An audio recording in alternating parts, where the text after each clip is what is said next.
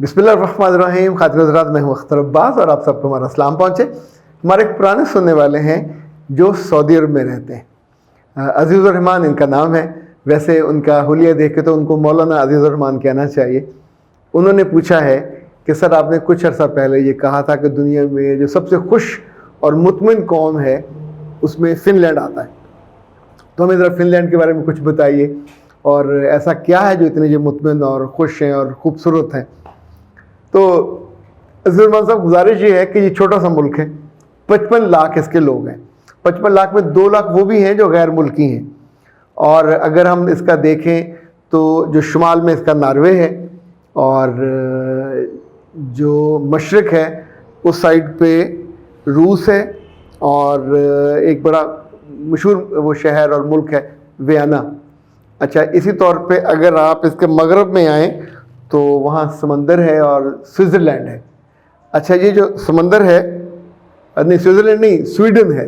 ایسے کل آپ کسی اور نے جو سرحدیں ملائی تھیں جاپان اور فلاں کی، تو مغرب میں سویڈن ہے اور سمندر ہے. پچھلے دنوں اسی سمندر میں کہا جاتا کہ روس نے کچھ کیا ہے. ہائبرڈ جو جنگ ہے جس میں سے ان لوگوں کے جو توانائی کی لائنیں تھیں وہ پھٹ گئیں، بڑے بڑے ان میں سوراخ ہوئے. اوکے، اب آتے ہیں کہ یہ 4 سال ہو گئے مسلسل ان کو خوش اور مطمئن رہنے کی وجہ. اس ملک کے کلچر میں ایک ایسی خوبصورت چیز ہے. میں ابھی اپنی ٹیم سے میں نے کہا کہ آپ کو وہ تصویر نکال کے دکھائیں. میں آپ کو وہ دکھاتا ہوں. یہ ہے وہ تصویر. یہ فن لینڈ کی ایک سڑک پہ یہ ایک آدمی ہے جو آلموسٹ قریب المرگ ہے، یا زمین کے نیچے صرف اس کی گردن اوپر ہے.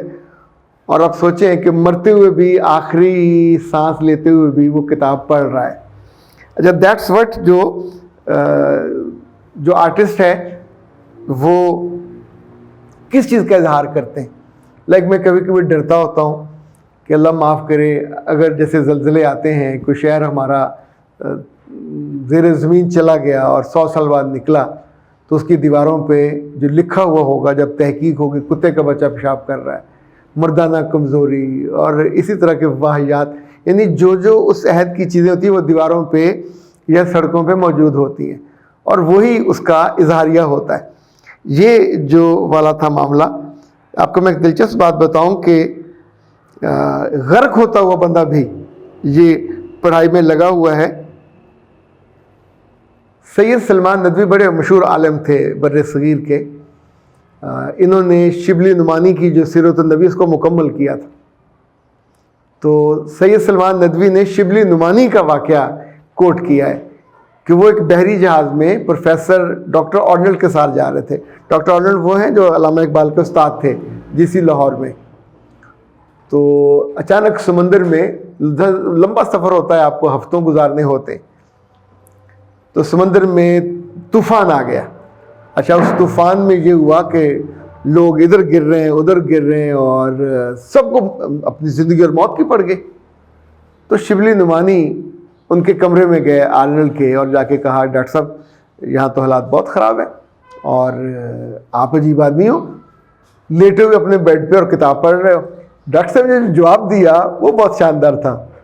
وہ کہتے ہیں کہ جہاز میں ڈوبتا ہے تو ڈوب جائے، ہمارے وویلے سے، بھاگ کے ڈرنے سے اور شور مچانے سے اور چیخے مارنے سے وہ ڈوبنے سے تو نہیں بچے گا. لیکن میرے پاس جو آخری وقت ہے میں اسے کیوں نہ مطالعے میں صرف کروں. اچھا، یہ کلیئرٹی یہاں ہوتی ہے.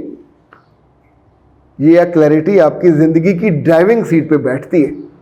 تو جن ملکوں میں بھی پڑھنے کا شوق ہے، لوگ تو لندن سے لے کے یورپ تک بہت سے ملکوں میں اگر آپ کو جانے کا موقع ملے تو ٹرینوں میں بیٹھے جا رہے ہوتے ہیں. آپ کبھی نیٹ پہ ڈال کے دیکھیں کہ ٹرین کے سفر میں لوگ کیا کرتے ہیں. Most of the girls, most of the people جو کمپنیوں میں کام کرتے ہیں، ذرا ایک لمبا سفر ہوتا آدھے گھنٹے کا، اس دوران سب پڑھ رہے ہوتے ہیں. اور یہ پڑھائی جس موضوع پہ بھی ہوتی ہے ان کی زندگی میں ایڈ کرتی ہے، سوچنا ایڈ کرتی ہے، انالیسز ایڈ کرتی ہے، زندگی کو بہتر کرنا ایڈ کرتی ہے. یعنی یہ لوگ مزے کے لیے نہیں پڑھ رہے ہوتے. دنیا میں جتنی کریٹیو کتابیں ہیں وہ انہی ملکوں میں چھپتی ہیں، انہی ملکوں میں لکھی جاتی ہیں، چاہے وہ الٹرنیٹیو تھاٹس پہ ہوں، وہ کریٹیو تھاٹس پہ ہوں، وہ یعنی ان موضوعات پہ جن پہ کبھی آپ نے سوچا بھی نہیں ہوتا.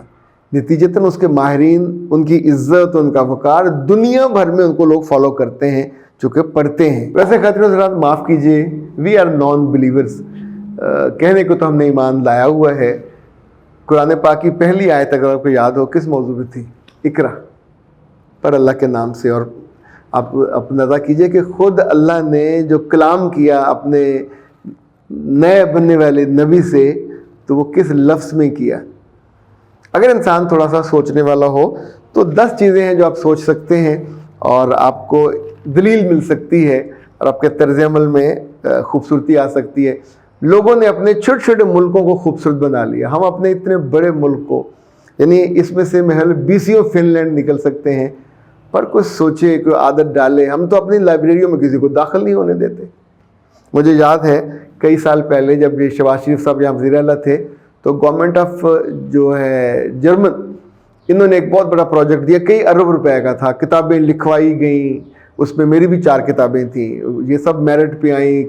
40,000 کی تعداد میں میری 4 کتابیں گئیں. اب سوچیں باقی سب کی کتنی کتنی گئی ہوں گی. کسی کی 1 تھی، کسی کی 2 تھی.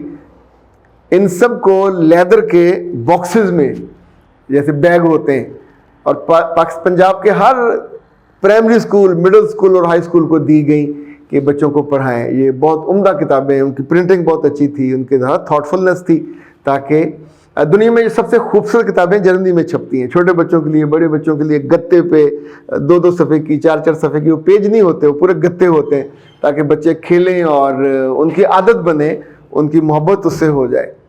تو 1 سال کے بعد جب سروے لینے کے لیے کہ کتنے لوگوں نے وہ کتابیں پڑھی، کیا اس کا رزلٹ رہا، تو پتہ چلا کہ most of the cases in teachers نے، ان ظالم ٹیچرز نے جنہیں نہ خود کتاب پڑھنے کا شوق تھا، نہ ظاہر ہے وہ اس شاندار کام پہ بٹھایا گیا ایسے نااہلوں کو، انہوں نے وہ بیگ کھولنے نہیں دیے.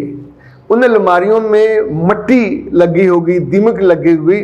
اور جب ان سے پوچھا گیا کہ اتنی قیمتی کتابیں آپ کو دی گئی تھی، بچوں کو بٹھاتے، بزم ادب کراتے، جہاں بیٹھ کے ان کا پیریڈ ہوتا، تو انہوں نے کہا لے ان کو کتابیں پڑھاتے، اگر کوئی کتاب گم ہو جاتی تو کون جواب دہ ہوتا. واٹ دا ہیل یار، کیا سوچ ہے آپ کی کہ آپ اس علم پہ سانپ بھی نہیں بنے. آپ تو اس علم کو آپ نے مٹی اور کیڑوں کے حوالے کر دیا، اور وہ بچے جو اس سے محروم رہے، اللہ معاف کرے، اللہ آپ کے ساتھ کیا سلوک کرے گا.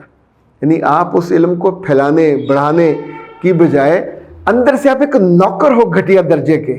اندر سے آپ کی جو مائنڈ سیٹ ہے، مینٹیلٹی ہے، وہ چیزوں کو روک کے رکھنے کی ہے. اس سال میں، آنے والے سالوں میں بھی انہوں نے وہ کتابیں نہیں کھولی ہوں گی. جو ان کے بڑے ہیں، اللہ ان کو بھی عقل دے. ویسے شاندار کاموں میں ان اساتذہ کو جو ذمہ داری سونپ سکتے تھے کہ جن کا شوق بھی ہو، جو بچوں کو بتاتے، پڑھاتے، ان سے پوچھتے. یعنی کتنے ہی انگلش میڈیم اسکول ایسے ہیں جہاں کلاس رومز میں کتابیں پڑھی ہوتی ہیں، چھوٹی چھوٹی لائبریریز. یعنی کچھ پروجیکٹ میرے پاس بھی ایک زمانے میں آئے انگریزی اسکولوں کے کہ ہمیں کلاس روم لائبریری چاہیے. آپ سوچیں that's approach, that's a difference of approach, کہ وہ اتنے خوبصورت ہوں اور اس کا ٹیچر کوئی انوالو نہیں ہوگا. بچے وہاں سے کتاب لیں گے، پڑھیں گے، وہیں رکھیں گے. کسی نے لے کے جانی تو بچہ ہی اس کا انچارج ہوگا. تو جہاں کریٹیوٹی ہوگی وہاں علم ہوگا، وہاں فہم ہوگا، وہاں دانائی ہوگی، وہاں عزت ہوگی، وہاں تازگی بھی ہوگی، اور یوں ملک مطمئن بھی رہتے ہیں، خوش بھی رہتے ہیں، آگے بڑھتے ہیں. ورنہ پھر آپ حسرت سے علم کو بھی مٹی کا حصہ بنا دیتے ہیں، اور جو برسرے زمین علم ہوتا ہے وہ تہ زمین جا کے ضائع ہو جاتا ہے. کبھی آپ کو ایسا موقع ملے تو مت کیجیے گا. علم کو پھیلانے والے، علم کو محبت سے دوسرا پہنچانے والے بنیے گا. اختر عباس کو دیجیے اجازت. السلام علیکم.